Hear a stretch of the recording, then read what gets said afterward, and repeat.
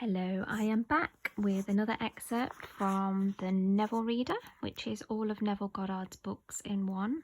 Today I'm going to be talking about a section from The Law and the Promise called Things Which Do Not Appear.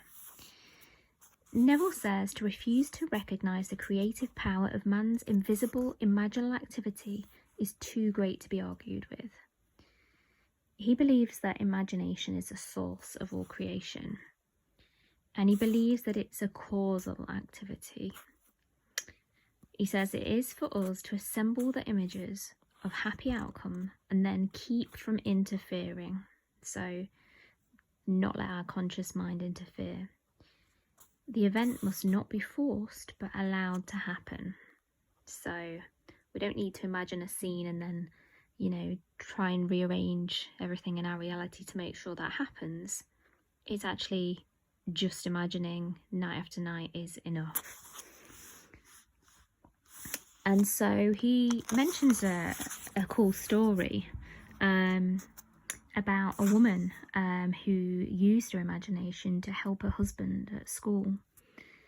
And the story goes like this. When I read in Seed Time and Harvest the story of the school teacher, through her imagination in daily revision, transformed a delinquent pupil into a lovely girl, I decided to do something about a young boy in my husband's school. And she goes on to say it was a really difficult child and really trying situation. The boy was too young to be expelled, but the teachers refused to have him in their classes. And the boy's mother and grandmother literally camped on the school grounds, making trouble for everyone. So it was quite a difficult situation.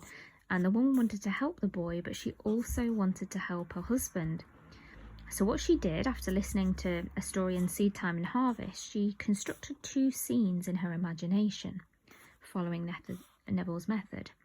She saw a perfectly normal, happy child, and then she heard her husband say, "I can't believe it, dear, but R is acting like a normal boy, and it's heaven not having those two women around."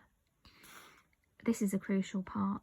After 2 months of persisting in her imaginal play, night after night, so she was consistent, her husband came home and said, "Oh, it's like heaven around school."